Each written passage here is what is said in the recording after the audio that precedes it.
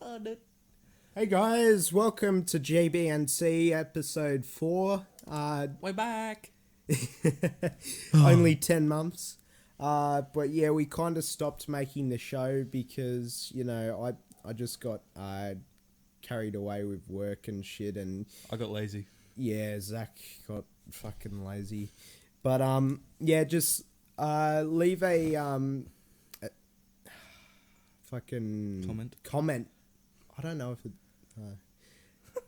yeah, leave a message in the chat if the mic isn't loud enough or some shit like that. But yeah, it should be loud enough. We're going to try and keep this somewhat family friendly. So yeah, I'm going to try and limit my sort of, swearing a bit, and Zach will too. So Fuck no. It's family friendly. I'm sorry. No, anyway, so yeah, welcome. Yeah, Big ass windows in the way. yeah, hang on. Crib.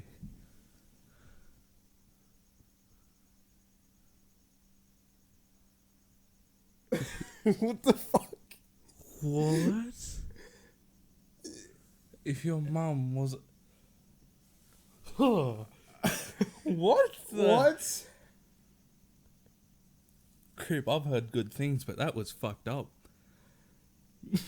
Oh my god. What? Oh wait, I don't even fucking know. I think maybe he got hacked or something. I'm not sure. Hope so. Gonna have to... Message retracted. I don't even fucking know, man. We must have a mod in here. Who's the mod? I don't know. There's 3 people watching. Yeah. All right. Anyway, welcome to the stream. So, hang on, I just closed TeamSpeak. But first topic is about overclocking. So Ryzen 5. Someone's actually gone and smashed the record for overclocking and nearly reached 6 gigahertz. Yes, you heard that right. 6 gigahertz. Now that is pretty crazy because I've heard of people going up to 5 gigahertz, nearly 5 gigahertz, but I've never heard nearly 6 gigahertz, because that's quite a bit, isn't it? Yes. So, because yours is like 4, isn't it? Yeah, 4.5. 4.5. Yeah, so that's a pretty good overclock. We'll just have a look at this article here. If I can get fucking XSplit up. Right, screen share. Alright, there we go. Yep, so we've got it right here. You can just see him putting thermal paste on. No shit. So AMD this week announced its Ryzen 5 series of processors with fewer cores and lower prices than its Ryzen 7 lineup. And yeah, so a lot of people have been waiting for these budget options or semi-budget options for a while, since, not everyone has $500 to dish out on a CPU, and then, a bit more money for a motherboard.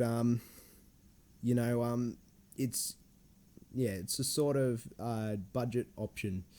I haven't actually looked into prices myself, but I'll have to go have a look into that. So basically, where was I? Bunch of fewer cores. Arguably the most I can't. Intriguing. Yeah, one of the bunch is the Ryzen 5 1600X, a 6-core chip. There's more comments. Put the windows in the way. Yeah. Can't read all of them. Oh wait, we'll move it. Let's have a look. Sick. Hang on, I can't read them. Yeah. You like doodling a bomb? Sean does. Hey Will, how are ya? Fuck, there's a lot. Yeah. We'll have to get Brett on here to moderate it soon. But he's obviously... Alright, we'll just turn the comments off for now. I can't remember how you do that. Oh, in stream options. It is. Can you disable it? I'm not sure. Could be right. Hang on. Just bear with us. I think there is an option. Allow comments, yeah. Okay. Okay, there we go. Anyway, where were we? Alright, so basically, before I got interrupted, yeah, so it's a 6-core chip that is clocked the same as the Ryzen 7 1800X. Turns out it's also a pretty good overclocker, at least when liquid nitrogen is involved.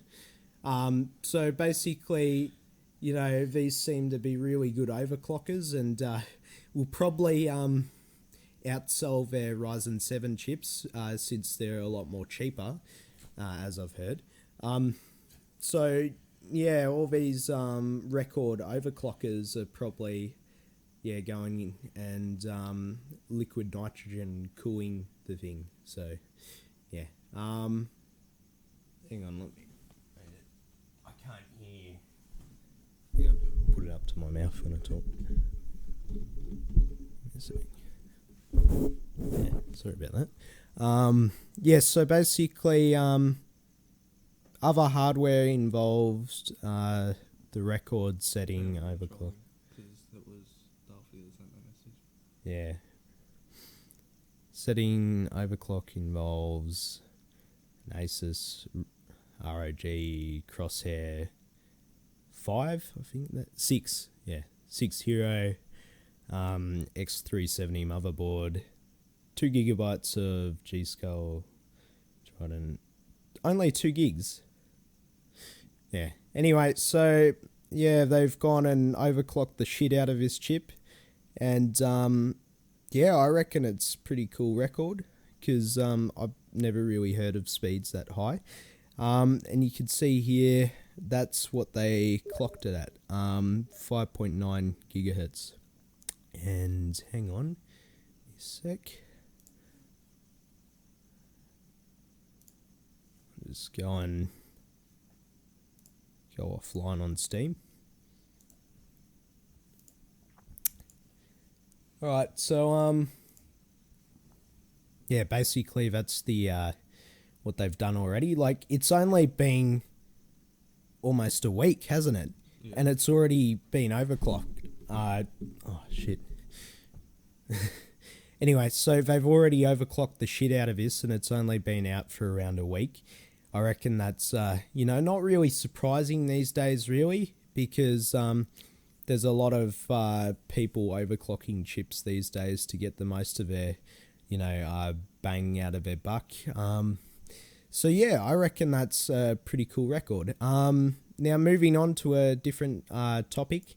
This has been going around for the past few months, this whole thing with the Kodi shit. So basically, if you don't know what Kodi is, it's like a media center sort of thing. So you can get them fairly cheap, and you can have your movies and TV shows all in a nice user interface where you can easily access them and all that. So yeah, it's basically like Netflix, but most people pirate with it. Yep. So anyway, new tools are coming out, and they're fearing that it may end free streaming on Kodi boxes forever. So basically, they're taking the sort of route where the companies will probably pay them to put in or, you know, just to save their reputation, they're going to put in some measures to prevent piracy, which, you know, some people are going to be quite upset about, as we know, because a lot of people like to pirate their movies, but obviously it's not the legally sound way of doing it. But yeah, in some countries you're actually allowed to rip them legally and put them into your collection. But it's really strange, the sort of laws that go around about that. So we see here using Kodi powered devices to stream copyrighted content free of charge could soon be a thing of the past, following the announcement that Swiss digital security company Nagra will be targeting third-party Kodi add-ons. So basically these guys will be using their software or whatever to automatically target copyrighted content. Now, I don't know, do you kind of see that as being a kind of dog thing? Because people who legitimately buy their DVDs and rip them into their collection so they can, watch them much easier without having to have a big shelf of DVDs, to watch their collection of movies, it's convenient, isn't it? Yeah. Well, if they do that, there is a possible chance of piracy, and they could become pirates themselves and upload it. Yeah. But yeah, that's a bit of a dodgy move. Yeah. Well, in my opinion, you'll never get rid of piracy. People forever and ever and ever will probably be pirating shit because the government can crack down on it and all that, and they're putting people in jail for it, but they're mainly giving people fines and suspending their internet connection because it's not really a big deal. It's more the people who upload the movies, which are the bad people, because they're the ones who actually bought the DVD or cammed it in a cinema and then uploaded it. So they're really the bad ones, but in the sort of eyes of the law, both are pretty much as bad as each other, because if someone sold you stolen goods and you got caught with it, you'll get in shit and he'll get in shit, or she. But it doesn't seem fair, does it? No. So, it's a bit of a controversial subject. And yeah, so basically these guys have developed some software which is going to automatically just detect that it's copyrighted and stuff. So, RIP. Yeah, so I've heard about in the UK people have actually been getting their internet connections terminated and stuff for using Kodi boxes, and that people have been arrested for it because the copyright holders are getting really upset about people pirating their content, because obviously these are multi-million-dollar films and all that, and it would take a bit of effort to make, obviously, and time and money. But yeah, so they're all cracking down on that, and it will be ripperoni soon. But there is a lot of other bloody things that you can use for streaming and all that. Like you can use Plex, you can use Media Monkey. Yeah. Yeah, there's a lot of other bits of software you can use. Media Portal. List goes on and on and on, but Kodi is one of the most popular ones, which I personally use for my living room. Anyway, moving on to our next topic. I think this is a good one for you. Oh, hang on, I'll just... For me? Oh my god.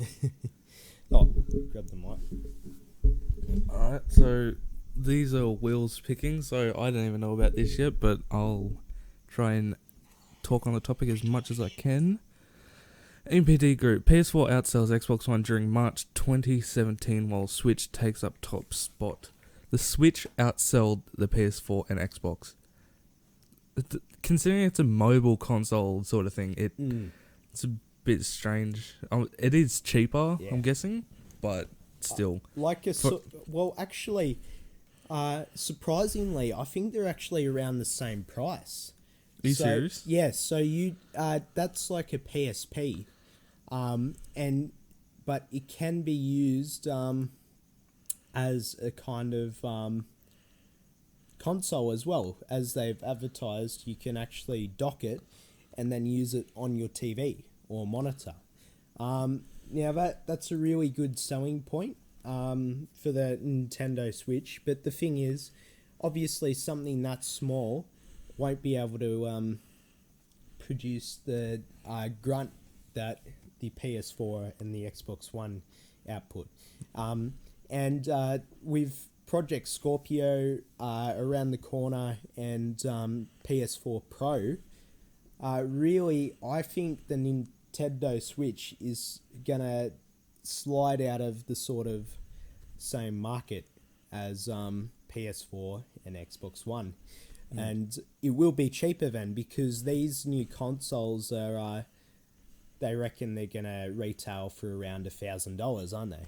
Yeah. So they're going to be quite expensive, and they're not really ideal at that point unless you're a dedicated PS4 or Xbox One player, or both. So yeah, it's kind of a sort of thing. It's up to the user and who they're religious to, you know? Sort of thing. Religious. Sounds like there's a god. But what I find amusing, it's different to this article.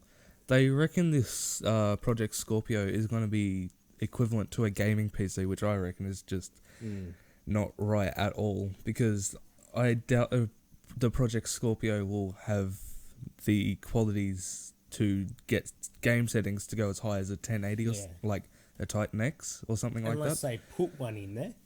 Because that, or they could do that. That would be interesting, because for years the Xbox One has been using an AMD chip, surprisingly. Now, I used to like Xbox Ones, but they're really overpriced. Like, consoles seem to be really overrated, because right now, you know, you can use Steam in-home streaming, a Steam stream box and all that. And it's really economical once you've got a gaming PC to just stream it throughout your house. And it's really handy to be able to do that instead of having to buy a separate console for that room, because obviously not everyone has, $1,400 to fork out. Yeah. Yeah, so really you may as well get a gaming PC in my eyes. But if you're a Xbox fan, you've been an Xbox fan for quite a while, you'd probably be quite excited. Depending on how it turns out, I might actually look at getting a Project Scorpio, or whatever they're going to call it when it's released, because that is a project name. So it's a bit of a subject, because the PS4 has actually been outselling the Xbox One for many months, like for a year, I think. I think that's because of dropping prices falling or dropping, whatever. Prices have been, causing the PS4 to be, the one that people like to play. And also, mainly what I've seen, friend groups have sort of preferences. So, like, say a friend wants their other friends to get consoles, right? They'll obviously get the one that everyone else is on. So it'll just keep growing, I reckon. And it's kind of like, consoles have been like this for years and years, console wars, very competitive, unlike Intel and AMD, because AMD have really made a comeback here, because I really do not remember the days when AMD dominated Intel at all. I don't think it ever happened before now. But still, saying that, Intel still has its chips are still better for certain needs, like video editing and all that. Well, actually, no, for gaming. Video editing is AMD's strong point. Yeah. So, anyway, that's that's that topic. So PS4 outsells the Xbox One. Voila, in March. So now we'll have a look at Microsoft is going to potentially offer refunds on digital Xbox One and PC games. So I've heard they already do refunds. Hang on, I'll just get the screen up here. I've heard they already do refunds, but it's the kind of thing where you have to contact Microsoft support, either ring them or flick them an email or something, and then pray that they give you a refund, and you give them a really good reason or something. Like, say the game is unstable, like Forza Horizon 3 was when it first came out. And, you wanted to get a refund, you just flick them an email and they'll sort it out. But this is going to be, in my belief, a sort of Steam-like or Google Play Store-like option where you can simply just request a refund. So I'm guessing this will be like Steam refunds, where you can only do it within a certain amount of playtime, and also, hang on, just get rid of that, and a certain amount of time, which I'm guessing maybe 2 weeks or something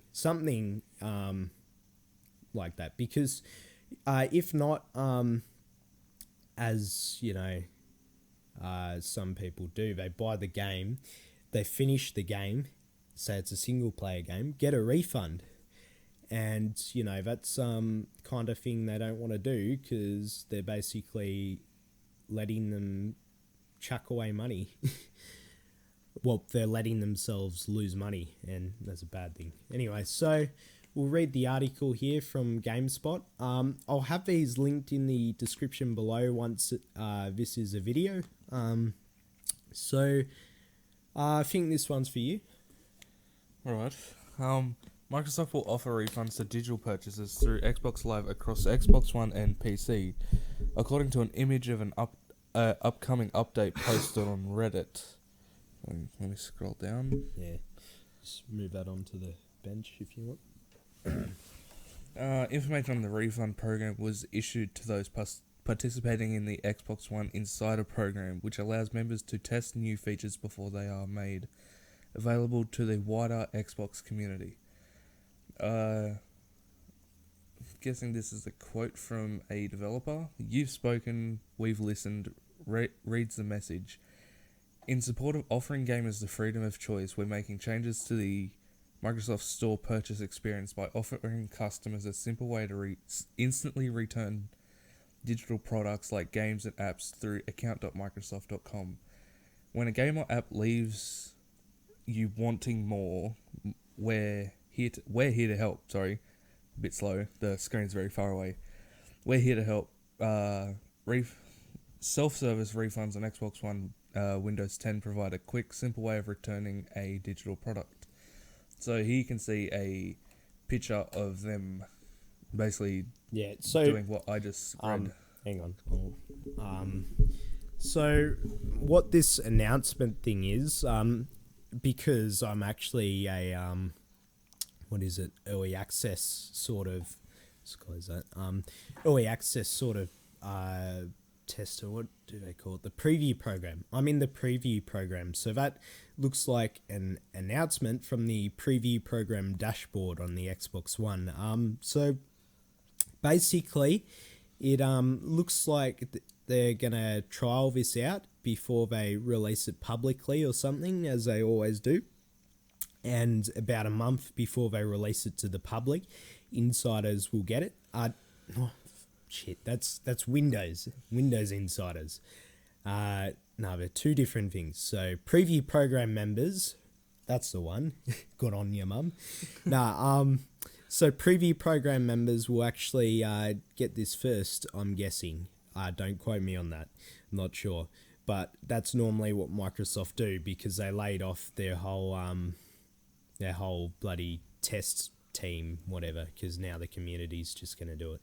Anyway, so yeah, I reckon this is going to be a big breakthrough for the gaming community on Xbox One, and I don't know who the hell buys their games from the Microsoft Store if they're on Steam. But yeah, it's a feature they've always needed, and I would have found helpful since I bought many games I regret buying. So our next topic here, we'll get to in a moment.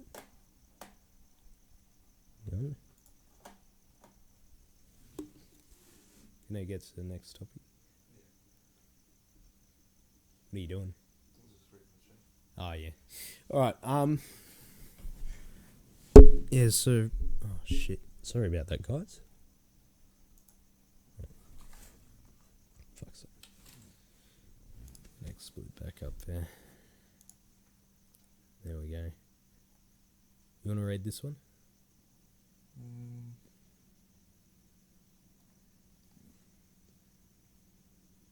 You got it.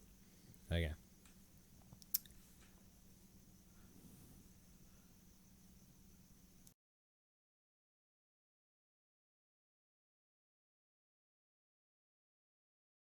Sure. Alright, so our next topic is about PlayerUnknown's Battleground Studio warns of hang on, did I unmute that? Yeah, I did. Okay, warns of a coming crackdown on cheaters. Now, it's about time.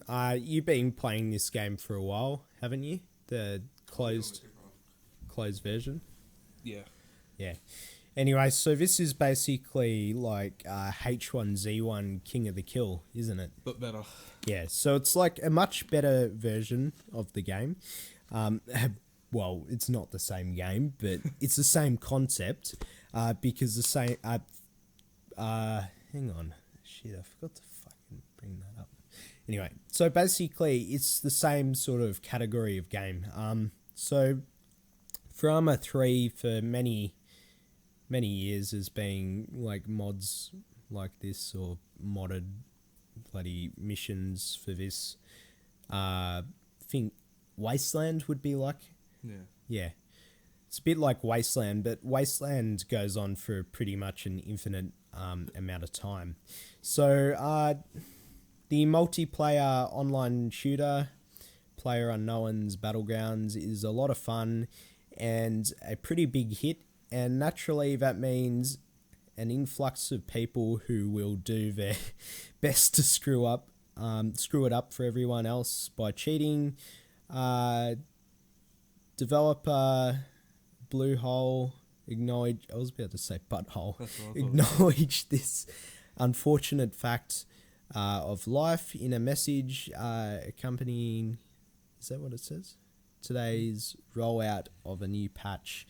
But said that with work on the game's core systems mostly complete, quote unquote, it is now forced on optimizing performance and increasing security to ensure everyone plays fair.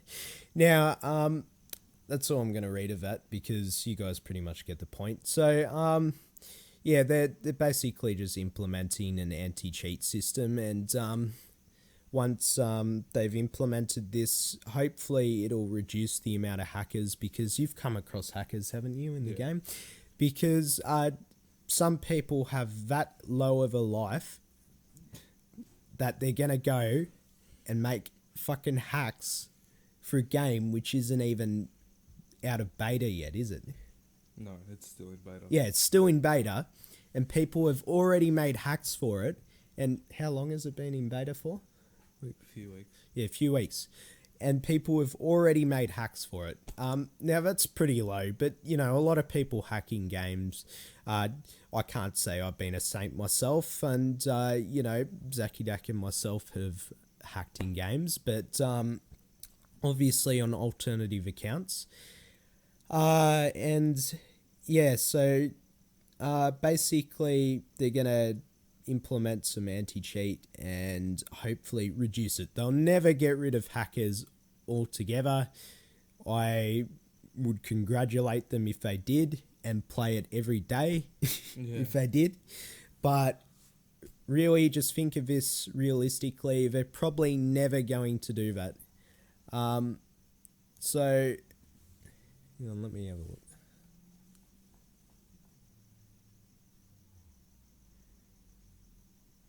I'll sort this out in a moment.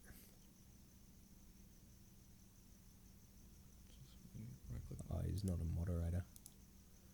Oh, hang on. Fuck, it's small. It is, hey. That's what she said. Yeah. Yeah, there we go. Alright, yeah, Brett, you can just go in chat now and you can click on the 3 dots, right? And you can go and get rid of comments. Alright, so basically they're implementing anti-cheat and it should be okay. We'll have to try it out, won't we? Yeah. Yeah, so what do you have to say about this, Zach? Well, I haven't played that much of the game, but I stopped playing it because there's hackers. There's people that just like jump. If you guys know how the game starts, you come in an aeroplane, it flies across a part of the map. You jump out whenever you want. I've seen people jump out.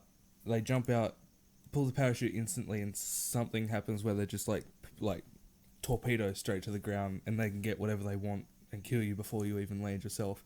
That has happened twice to me, and it is really annoying. I've come across people that have aimbot, and just all sorts of bullshit, and I hate it. Like, I'm glad that they added like a anti-cheat, because I have really high hopes for this game, and I hope it does well in the future. I mean, because it's doing really well right now. Yeah, games like sorry about that noise on the mic. There, so some people like some games like Star Wars Battlefront were really great in their beta versions and all that. Like, we played it all the time. We were even in one of Champ Chong's streams, and it was pretty fun. Anyway, it's a pretty fun game in beta, right? And then it came out, and we're just like, the novelty just wore off, because all of us have got to be, partially a Star Wars fan at least. Yeah. Every normal person is. No, so basically, hopefully that game does not suffer the same fate, because that would be pretty sad. Because, you can like a game then that no one else wants to play. Yeah. And, it'll kind of wear off and people won't, want to play it, won't be interested. And these guys have probably invested a lot of time and money and effort into this game, because if you think about it from the perspective, if you were to make your own game, you'd probably invest a lot of money into it, like shitloads of money. Because games don't just, just pop out of nowhere. You need development teams. So basically, you need people with different skill levels and all that. So say someone could be good at making art, and then someone could be shit at coding, and then there's someone that's really good at coding and all that. Anyway, so it costs a lot of money. So I really like to see this game to be a success. Because H1Z1 King of the Kill has been a pretty successful game, and I reckon this would be a pretty good. It would probably kill the game, to be honest, because it just seems so good. I haven't actually played it myself, but I've watched Zach play it, and yeah, it's a pretty awesome game. Anyway, so last topic here. Okay, this one can be yours. XSplit's gone. Get there. Oh, there you go. So, Mike. Oh. I just bumped the mic. Yeah, sorry about that, guys. This is probably making a terrible noise moving it around. Alright, so everyone knows what the Nintendo Switch is. It's the little iPad-looking thing that Nintendo brought out, as you can see from this. Joysticks on the side. A bit more than a month ago. It has sold 2.4 million. I was about to say copies. Units. Thank you. I was going to say copies. In the first month worldwide, that is insane for something that Nintendo have brought out when they haven't brought out anything that great in a while. And it's a sort of new concept. So the PSP was revolutionary for its time, but now it's obviously it's pretty shit, and all it's good for is really streaming games.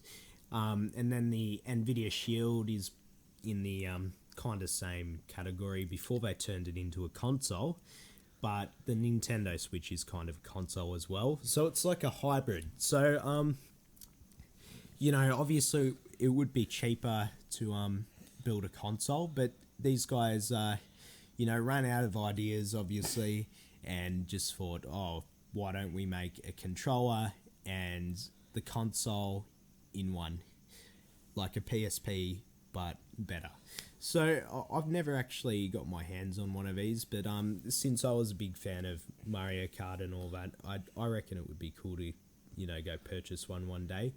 But apparently they're actually really hard to get at the moment because, past few weeks, because they've actually run out of stock. So you got to wait for them to produce more units, because it sold much better than they would have thought. Because if you were to make a prototype of something, you wouldn't make 3 million units, would you? No. Economically, it's a risk releasing any sort of console or new design or something. So these guys, obviously have a lot of money, so they went and developed this, and I reckon Nintendo fans really enjoyed it, but then a lot of people had day one issues. Now, I believe in this sort of thing, finishing the fucking thing before you release it. Now, that's why you have a testing team instead of getting the community to test it at their own expense. Now, I think that's wrong. You buy it, you're the customer, and you don't want to be the one testing it, do you? No, you want it to work. Yeah, people who work for the company are meant to test it. Microsoft, their sort of company image has changed. All of the previous Windows operating systems came out so good because they had a testing team.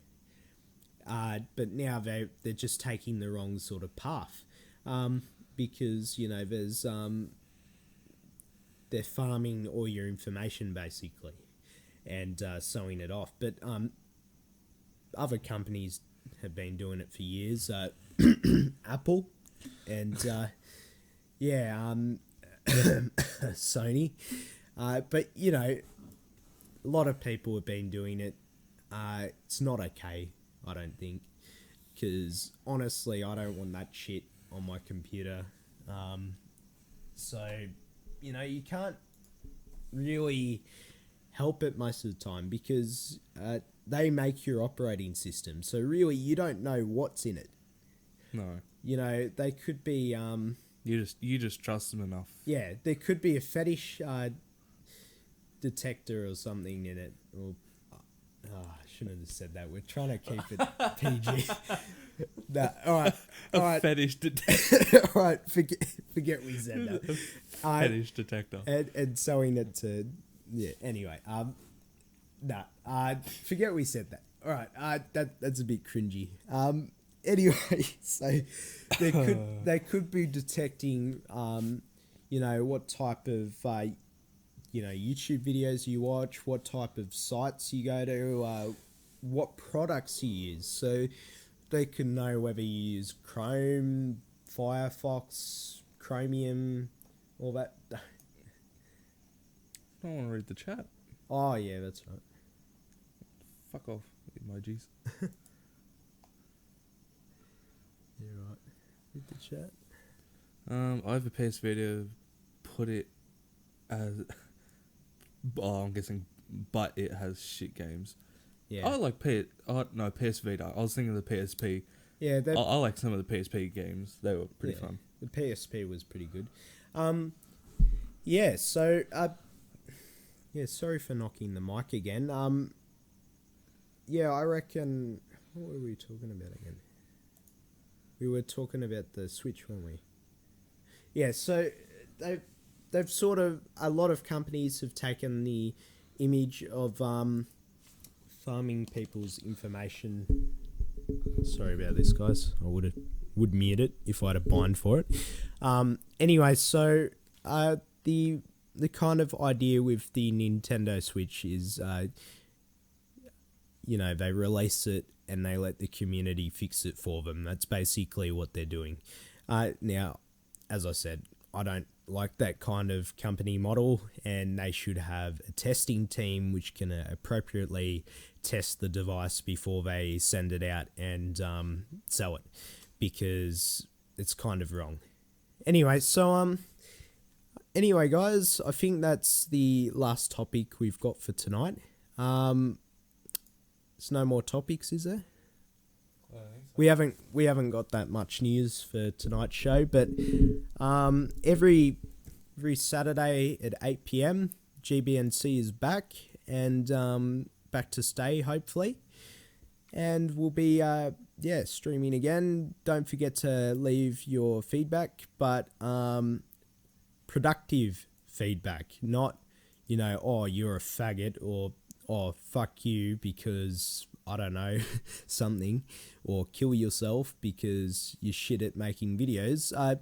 At least explain it. Say you're shit at making videos because, I don't know, your camera's AIDS or something. Just make it creative. Anyway, guys, thank you for watching the stream, and we'll be seeing you next week with some new news. And you guys all have a good one. You too.